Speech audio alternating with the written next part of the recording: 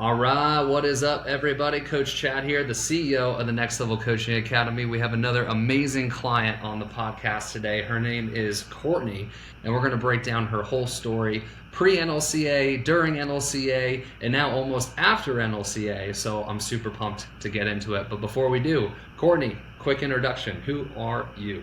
Hey Chad, thank you so much for having me on here.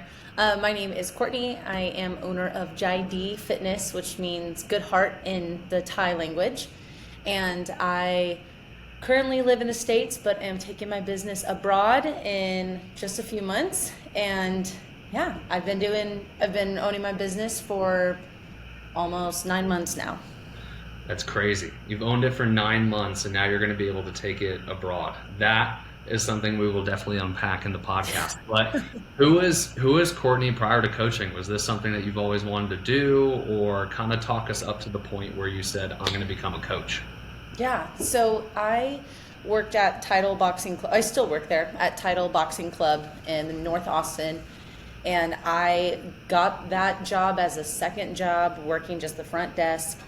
And my boss he came into the gym as the general manager. He and I really hit it off, and because of him, he pushed me to get my personal trainer certification. He's the one that really kind of pushed me into doing in-person training. I hadn't even really thought of online coaching, even though I've had online coaches since I was a junior in college. I had bodybuilding online coaches, and so I was used to it, but I just didn't put two and two together. And so I was working at the boxing club, managing, doing personal training, stuff like that. And then I moved to Thailand to teach English. And it was actually over there that I realized I wanted to be an online coach. And crazy story that you'll love this. I had just finished my first semester of teaching. I was thinking about, okay, how can I work abroad and live, how can I support myself out here?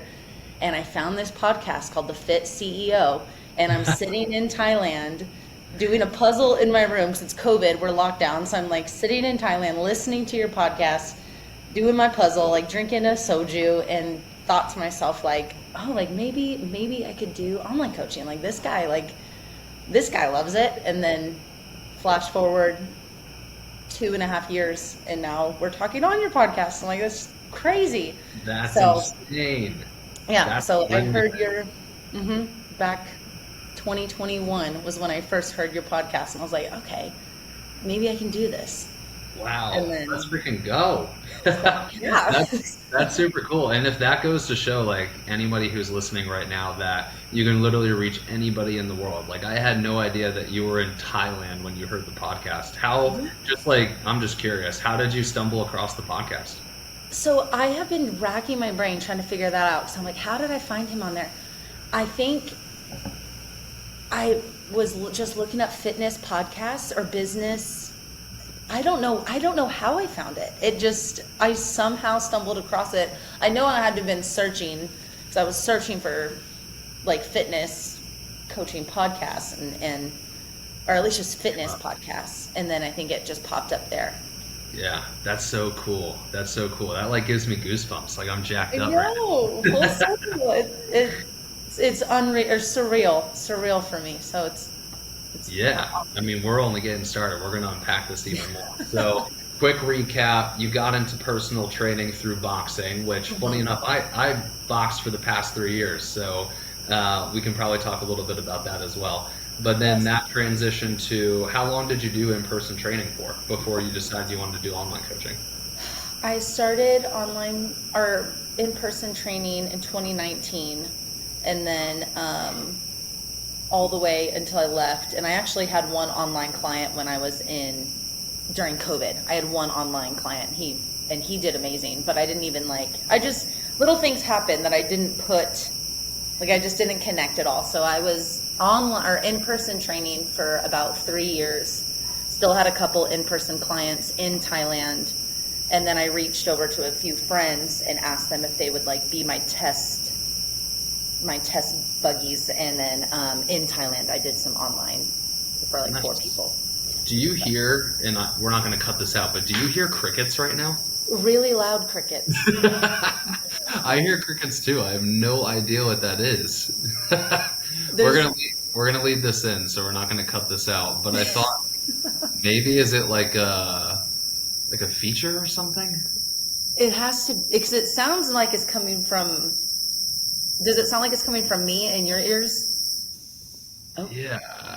Okay, now it went away, or at least lessened. What happened? I don't know. I didn't touch anything. Okay, that was really weird. There's a media button off to the right hand side where like I can do like I can do like turn it off. All right, there we go. But there's no cricket option. All right, well we'll keep rocking and rolling. We like to keep things interesting here. It's an odd feature to even have on a podcast. Yeah, it's very, very interesting. This is like my second time using Riverside, so we're still working out the kinks here. Cool. All right, so you've been doing in-person training for 3 years prior to being an online coach. What did you feel about in-person training? Did you ever reach like a breaking point that made you want to get into online coaching, or did you have a great experience in-person coaching? No, I had a really good experience, honestly, and I just trained at the boxing gym, and so we have a very small equipment side, so I never had to deal with big box gyms, corporate, like it was very much I trained how I wanted to train. My gym gave us, we only had to give like 30% to them, and they charged a lot for training, so we made $50+ an hour. Yeah. And yeah, so it was, I loved that, and it was fine, but it does kind of, especially at that gym, kind of like cap, and then with the hours, like there was only, I mean, I worked there too, so I was there all day, but I mean, I was at the gym all day, Yeah. so that was the one thing is like from 6 a.m. till like 3 or 4 or sometimes even 5 a.m. I'd be there, and so it was just a lot. Yeah. I still hear the crickets. We're just gonna go right through it. We're just gonna go right through these crickets. I'll have to figure it out when we get off, but the crickets will be a part of the podcast. So funny. I don't know why. Yeah, we'll just laugh at it. But anyways, so what was the point that made you want to get into online? Because it sounds like you had a good experience with the in-person. What made you say, hey, let's switch and do online? Well, when I was in Thailand, I realized I wanted to live there and I wanted to work remotely, and because I want to do some mission work out there that I'm not going to get paid for. And really, I feel like one day, like I just woke up and I felt like God had downloaded the plan into my head, and I was like, okay, no, I can move home, start an online business, get it together, get my finances in order, and then I can go back to Thailand. And then it just, one day I feel like I woke up and it just made sense in my head that that's what I wanted to do to get back to Thailand. So, all right. So we wanted to move online because we like the flexibility. We want to live in Thailand. We want to do our mission work in Thailand. And literally over the past 6 months, the crickets are getting louder. Over the past 6 months, you've been able to achieve that goal, because now in a few months now, 4 or 5 months, you're going back to Thailand, right? Yep, going back. And hell yeah. Yeah. That's freaking powerful. So in a 6-month time frame, you were able to achieve your goal. Holy shit, they are so loud. What is going on? There's got to be a setting here. Hold on. What is going on? This is comical. All right. I can't do anything on my end. That's so funny. The echo cancellation?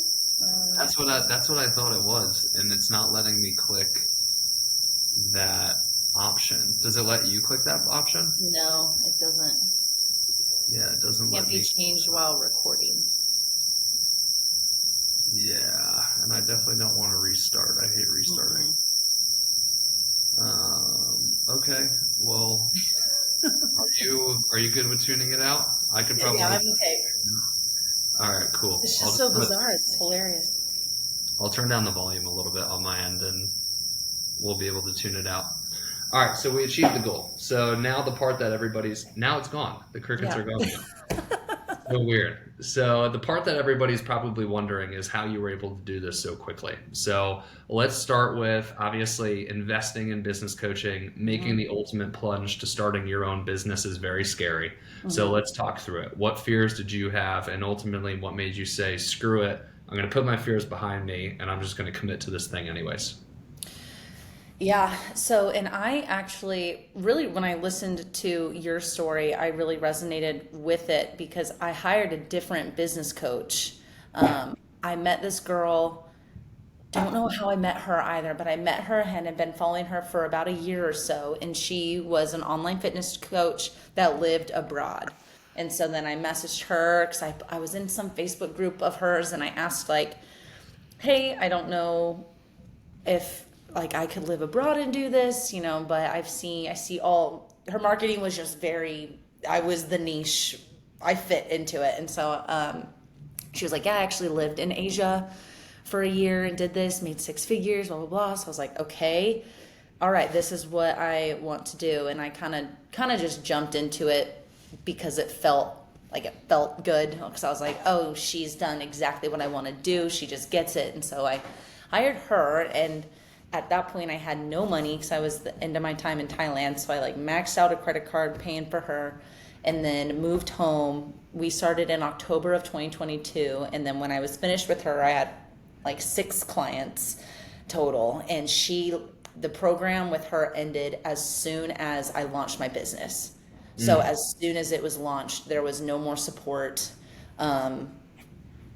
It was just not it helped me get started, but that was it. And so then I was in this place where I was like, I know I need help, and I don't know what I don't know, because I thought she would help me and it didn't work, or it worked, but it didn't set me up for continued success. And so then it hit me. I'm like, oh my gosh, the Fit CEO, I know he's probably on Instagram. And so then I found you on Instagram, and then it was pretty much that next day I was just, after the guy who did my sales call showed me your course, because I had already seen and I'd already gone through something, when I saw what you guys offered, I was just like, yeah, no, I'll find the way to get the money. This was just so much more than what she gave me, so much more support, so much more everything, And so I think because of my experience with her and then listening to your story, I was like, okay, I just have to do this if I want to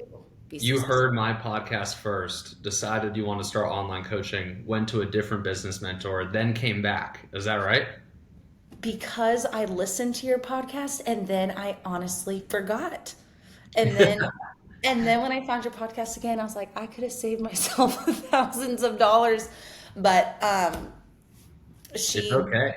yeah, no, it needed to happen the way that it happened. And but yeah, I heard your podcast, went with her because she was like, I lived in Asia, I traveled, just Right. connected emotionally. And then when I moved back here, and then I looked at NLCA, and I just knew, I'm like, this is the program that I should have done in the first place. But Yeah, no, it's totally good. I actually have a little mini business point off of that. It just shows the power of consistency with your marketing, right? I've been doing the podcast since 2020, and that was the thing that got you started 2 years later. So for people who are like, ugh, I hate posting every day, I don't want to create content, it works. it Especially works. this is a great example. The second thing that I Yes. want to highlight, and this is, I have this talk a lot with our internal team, with our staff members. We try the big value that we try to convey in our sales process is transparency. And we're one of the only business coaching companies that will get on Zoom, share our screen, and literally show you exactly what you're buying.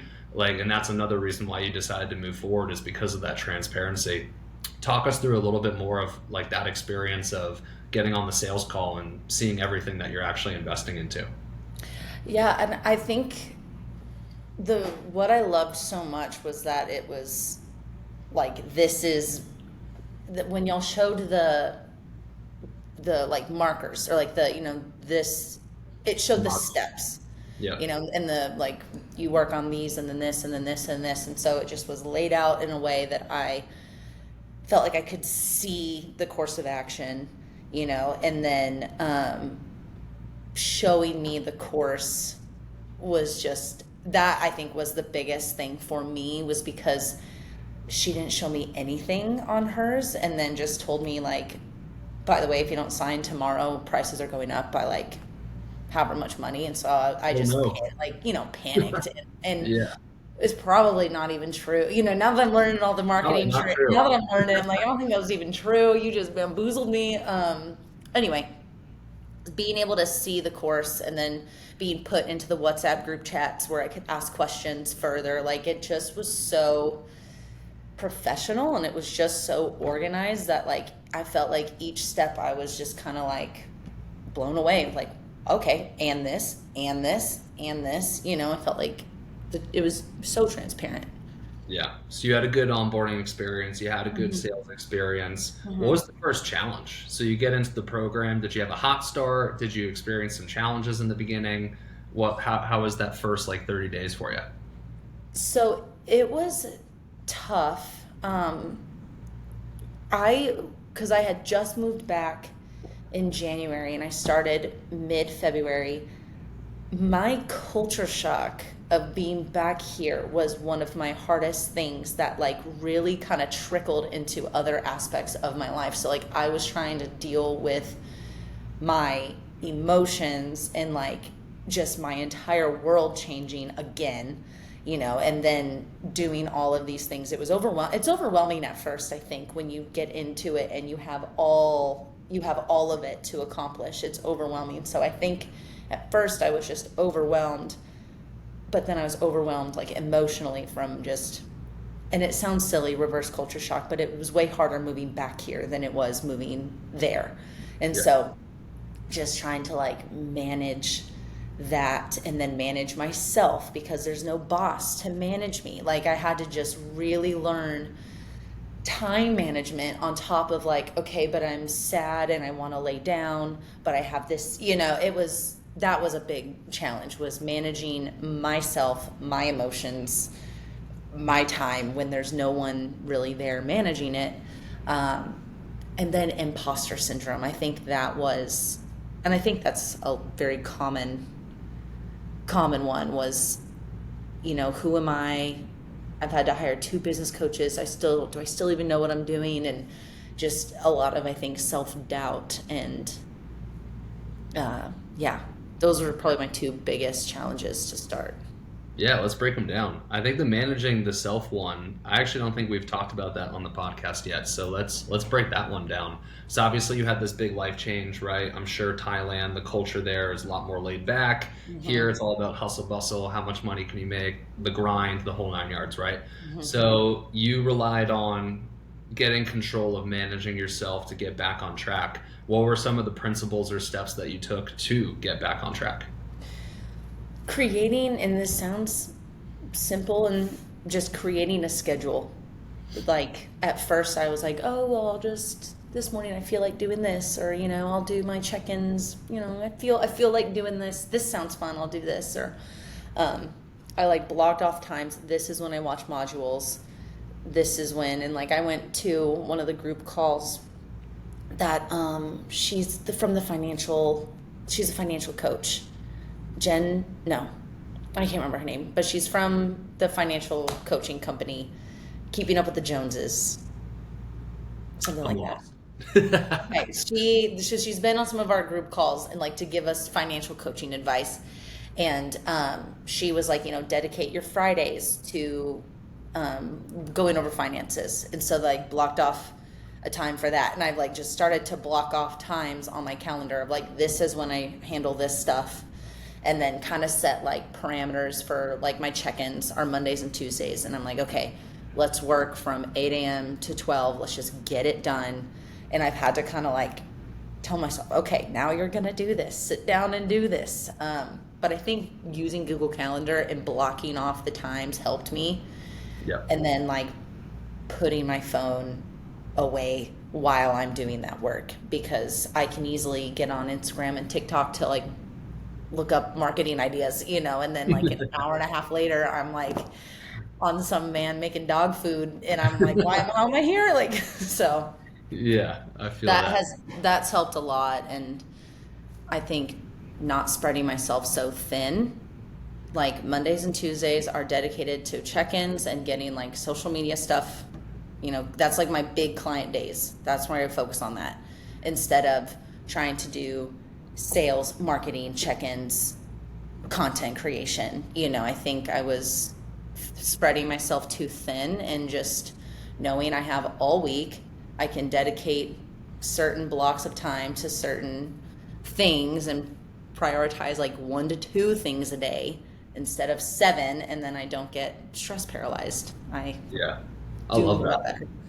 No, that's definitely something that even I like have to be conscious on is there's so many things to do. What are the 3 things that are actually going to move the Mhm. business forward today? Like what has the greatest leverage? What are the critical tasks? Follow-up question on your schedule. So it sounds like you section things out by days, right? Like you said, this is a marketing and a client delivery day. This is a sales Mhm. day. What did you find yourself spending? Obviously, you've built a successful online coaching company. What were the things business wise that you felt like you spent the most time on that led to your results? Mm. And I don't spend as much time as I should doing DMing because I'm very blessed in the sense that a lot of my stuff has come organically because of my background as a like fitness professional. So I feel like I've already had rapport with like my followers or like my community, I guess. But taking the time to engage with people and cultivate relationships, that helped me so much with not only getting clients but people who are like getting me referrals, like, oh hey, my friend is interested, because like I think that I've spent a lot of time in like talking to people and cultivating those relationships, um, and trying to do cold DMing. But I think like what I've done with my power base helped me so much with Yeah. getting clients. I love that frame. You said cultivating relationships, right? A lot of people don't look at those types of interactions as that, cultivating Mhm. relationships. They look at it as something that's like an inconvenience to the other person that they're talking to. But it sounds like you've had a lot of success with the people in your power base, and then also an extension of your power base, the people that they know as well. So referrals, right? And Mhm. I bet you that is because you double down on talking to these individuals, not just once, not just twice, but you probably over communicated with these individuals to the point where they were like, I need to tell my friends about Courtney. Is that Mhm. true? I think so. I've like try to engage, especially like with polls and people who are just interacting with my social media. I always just, even if it's like, I chose, are you team salad? Are you team salad or not? And people commented if they like salad, and then just made tiny conversation that really didn't even have anything to do with me trying to like be their coach. And that's what I think has helped a lot too, is like not just instantly going in for the kill, but just like spending time getting to know people. And like if it, we said it takes like 11 tries really to get someone anyway. So I've changed my approach of like, oh hey, thanks for responding to my story, what are your fitness goals, like more so, oh my gosh, like my favorite salad is from Cheddar's and it's weird but it's good, what is your, like just normal conversation first. Yeah. To And create a friend is to create a sale. And yeah, yeah. usually it takes people most people take about 3 to 6 months of like continuous conversation and watching your content to turnover. So Mhm. it sounds like you've done the reverse. You're like, all right, I'll be a little bit more patient. I don't need to pitch right off the bat. I understand that this comes in cycles, but if I build up enough people, that cycle will be every week I'm getting new clients. Yeah. And recently, recently I've gotten more, and granted I'm running like a special, I did my scholarship and I had so many people apply that I didn't really expect to, but all of like the applications were saying, well, I can't afford this, I can't afford this, but I want this. And so I thought to myself, why lose out on like 30 leads when I can just like, I have all these workouts, I have all of this stuff that I've been doing. Like maybe I could do like a half coaching, not a full coaching. And so I signed one this morning. In the last 2 weeks, I think I've signed like 13, 14 Let's go. clients. Yeah. Purely, most of them are this cheaper option, but like I don't have to do a whole lot for it because I already have done so much work already creating these workout plans, and nutrition guides are taking me, it's just taking me less and less. I have the equations down, like easy for me to make the nutrition guides. And so yeah, and all of those people I feel like are people that I've created relationships with, not that I've been like trying to sell, Yeah. you I know. love the creativity too, because a lot of coaches like won't think on the spot on like, oh, I can create this downsell offer to get this person through the door. So applaud you on the creativity there. But yeah, like even having like a group coaching offer or a bi-weekly coaching offer, like those are great things to have in your back pocket to help individuals out like that, Yeah. uh, which is great. I'm gonna go back to your schedule for a second because I know we kind of went down a rabbit hole. That's very normal for this podcast. But I wanted to ask about personal life. So we talked a lot about your business life with your Mhm. schedule, but I didn't hear anything about when you work out, when you take care of yourself. How do you work all that in? Yeah, that's actually been my recent like, not or I guess kind of challenge, because I felt like I had to work all the time, and but in the beginning I think you kind of do, because you have modules, then you're trying to build like in the beginning, like, and you were talking about hurricane seasons, like in Yeah. the beginning of my NLCA, like that was what needed to happen. I fully believe that I needed to do those crazy hours that I was doing. And now that I have some free time, I'm like, okay, like I'll go get lunch with somebody, or I can now get dinner on a Friday night, and I'm not. Some weeks I'm really really tired, and so I just relax. I live with my family, and so like hang out with my family a lot, but I try to do a morning walk every day, um, just for all the benefits of that. And then I go to the gym like 4 or 5 times a week, and I teach boxing classes still. So I still prioritize my health, and that's something that I've had to do amongst like hardships before. And so I feel like prioritizing my health has always not always been easy, but it like is now pretty natural to me now, because I've been doing that for so long. But my social life coming back has not been the best. But that's because I haven't really been able to yet. So I've been hanging out with friends recently and have been like getting out into the world more. So it's getting better for sure. Nice. NLCA Live will help with that too. Yes, yes, it will. I'm excited. You'll meet some new friends. But yeah, I mean, keeping control of your personal life is such a big part of managing yourself, which was the first point that we talked about here, right? Yes. It's something that I've had ebbs and flows on. I've made podcasts about it, but I feel like over the past 6 months, I've gotten in a really good routine of having that morning routine to do a morning walk, to meditate. And I just feel like it bleeds over with business so much. There's like a good yin and yang there.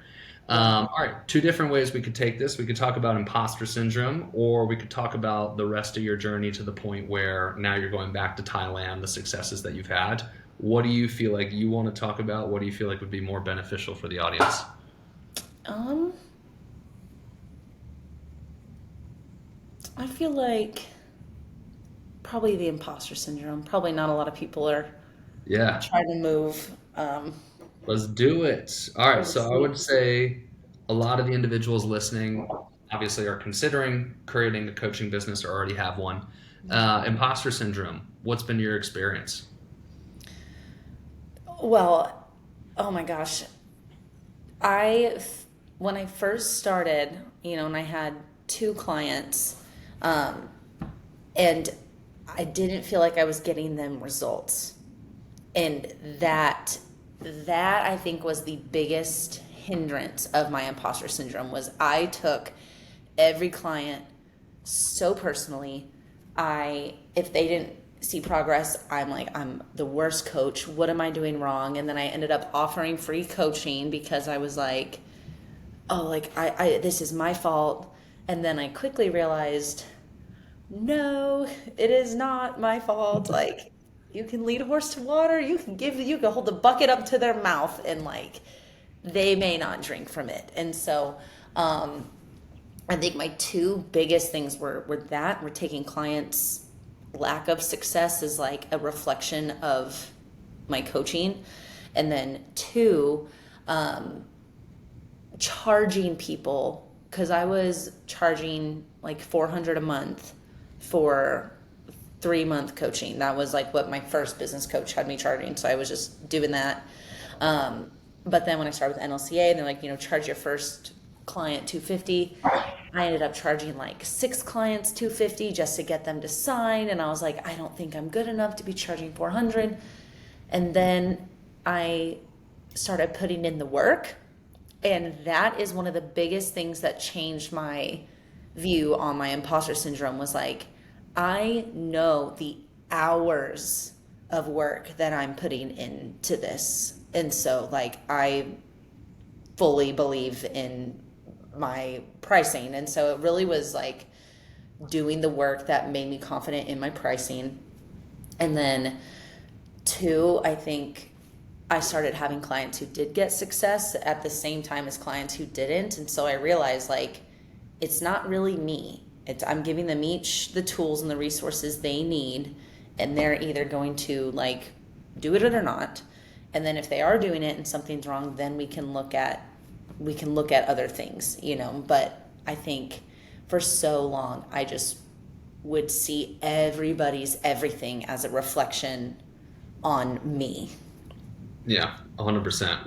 With client adherence, a good rule of thumb that we have internally is if you're getting a problem from a client and it's over 20% of your client base that's experiencing that problem, it's probably something with your program and we got to look into it and fix that problem. But if it's less than 20% of your clients, then it probably is not, and it's probably all the other things that you're mentioning as well. So that's been a good rule of thumb. So when we go through our client satisfaction surveys, things of that nature, we'll say like, all right, has this complaint happened more than 20% of our client base? If so, then we'll spend greater time, energy, and resources on that. The other one that you said is the charging. So you started at the 250 and then you went up to the 400, and you said that action solved both of these, the results and the charging. When do you notice imposter syndrome coming up still? Like what do you notice, or when do you notice it comes up?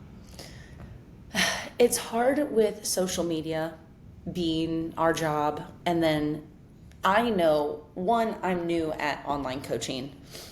Second, I'm also new to social media being like a platform. I am used to just putting beach pictures and like shuffle videos. Like that's, that's really all that I did. I've never put much thought into it. And so my page is not aesthetic. It doesn't fit. Like, people have just little rows that are all the same. People have very nice social media. And like actually in the shower today, I like was telling myself like, it is okay that you're not this like aesthetic Instagram person. Like I look at some of the creators and I'm like, one, where did you even get these bowls? Two, why are your bowls so nice? And like three, how do you do that? I've realized like, no, I am authentically me. And I've actually had a few people like on sales calls. I asked them like, why did you commit to this call? And they'll say like, well, on your Instagram, I saw this, and I just felt like that was me. Or I saw how transparent you were on this. So I'm like, okay, it's okay that my Instagram looks in my mind, it's not like a cute, organized Instagram, and I don't know why that bothered me, but I thought people cared, or, like it's hard to not compare myself to other coaches. But they've been doing it much longer than I have, coaching and social media, so I know it's going to get better and evolve with me as I grow. No, 100%. I mean, here's the thing. It should be a reflection of you. Like that aha moment you had in the shower is it Mhm. needs to be authentically you. And if you're not the perfectly organized, everything's the perfect color, there's no flaw, no error type person, then that's not authentically you, right? And if your page is more of a mishmash of whatever you're feeling in the day, then that once again is more aligned with you. My page is the same way. I really don't give a shit if it's aesthetically pleasing or not. I'm just going to put my thoughts and ideas out there and hopefully it helps somebody. Yeah, exactly. Sweet.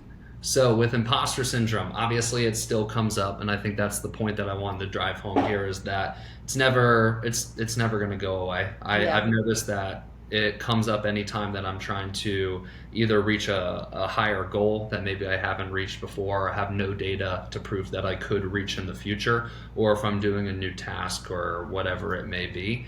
But I mean, you said it beautifully. Action solves all those problems. Is there any other points you wanted to make with imposter syndrome specifically? The way that you speak to yourself, like, is it Robert Frost or someone who says, like, whether you think you can or you can't, you're right. Mm, And I realized the way I was speaking to myself was not life-giving. It was not it was not putting myself in like a position where I could get in a creative workflow because I was purely just dogging on myself and just like reinforcing the kind of fear-driven beliefs or the past failures that like I told myself like, oh, you will stick with things for a couple months and then you kind of fall off, or you do this but you don't do this, whatever. I just wasn't very positive to myself, and so I feel like it just further like kind of gave me the imposter identity because I wasn't speaking life into myself. I wasn't like, I was kind of isolating and I just was sitting in my like imposter syndrome instead of doing the things that I knew could help me kind of get out of it. And so I think people need to look at the narratives that they are speaking and that they're listening to in their mm, head, because it can make or break. I don't know, yeah. it can make or break it, I feel like. No, I love that. I've never heard it said that way, but the way that I'm interpreting this is that imposter syndrome could be just your own personal identity, which is then brought onto by the way that you speak to yourself. So if you change your identity and change the way that you label yourself as I am a person who does try new things and I'm okay if I fail and I'm okay if I succeed, then imposter syndrome may not go away entirely, but it can at least be limited in that pursuit. Yeah. Yeah, and I actually got that from, have you ever read the book Atomic Habits? I'm sure I have somewhere down the line. It's in our bookshelf. I can't remember if I did or not, though.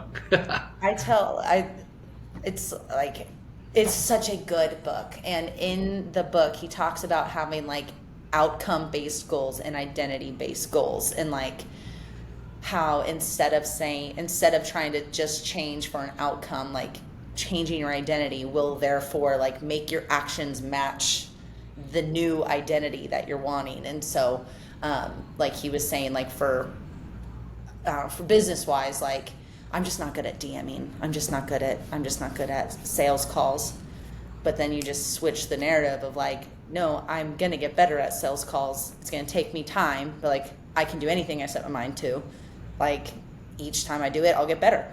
Instead of, oh, I'll never do this, or I'll never be good at that. And I think I lived in that for a while of like, I'm just never gonna get over this culture shock. I'm never gonna be good at sales calls. I'm never gonna want to cold DM. I'm never this. And then switching that narrative really helped me step out into places that were kind of scary, and then helped me get out of imposter syndrome. Is not a place we need to live, so No. And now look at you. You're going to go back to Thailand and you're fulfilling your dream.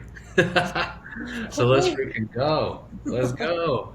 All right, we are approaching the end here. We've got one more final question and then we'll say our parting words. But Okay. usually the last question I like to ask is, like I mentioned, the people who are listening to this, there's a portion that are looking to get started but haven't gotten started yet. What would you say to that individual? Mm. Taking this like big step, taking this step to pursue this for me, knowing I needed help was the best thing I could have done because I was no longer alone. I think my favorite thing about NLCA is the community from the other people, other clients, like other coaches that are learning it with me, to our individual coach, to Sav, our sales coach, to Lacey, all of these people. It seems like every day I could turn to somebody who is going through what I'm going through, who went through what I went through, and is giving me tools and resources to be successful in this. And so if you're waiting and you're just doing it on your own, scared, lonely, probably not making a bunch of money, like just do it. Just, you can make the money. I literally pulled together like the 2,000 PayPal credit and all the money in my bank account and then gave that down payment, and then I couldn't get a credit card. I kept trying to get a credit card, trying to get a loan, so I'm like, I gotta pay this off, and I couldn't get one because prior to living in Thailand, I had no money coming in. So no bank would give me any money because I had $0. And so I was like, okay, I have to come up with $4,500 on my own. Watch me. And then paid it off early. It was like 2 weeks early, was able to pay off that $4,500. So like the money is going to come if you work for it. But getting into a community like this that cares so much is just worth every penny, that you don't have to do it alone and try things. This is a framework. It's a solid, like, well-oiled machine y'all got, and so yeah, just do it. That's Rid yourself of your ego, right? And that's a part of my story is I held on to the fact that I'm going to figure this out. I don't need help from anybody, kind of young, high testosterone male problems, right? But eventually after 2.5 years, I was like, oh, okay, maybe I can't do this on my own. And when I started to let go of my ego and was more open to receiving help from mentors and being a part of a community, literally within a 4-month time frame, I was full-time. I was making 6 figures, or at least on pace to. And then it just went up from there, hired more mentors and scaled quicker and quicker and quicker. So ridding yourself of your ego is a very important part of the process. And honestly, a conversation you need to have multiple times as you're growing or continuing to. But we are coming to a close here. This has been great. I gotta say, you're one of my longer guests. I know I've never had somebody on for 42 minutes, so that must mean that we were having a good conversation. But where can people find you? On Instagram at Comcarth. That's probably the best place to find me. I'm on TikTok a little bit, but mostly Instagram and Facebook. All right. Hell yeah. Well, thank you again, Courtney. Thank you, listeners. If you guys enjoyed, please take a little screenshot of the podcast, tag Courtney, tag me, and we'll see you guys in the next one.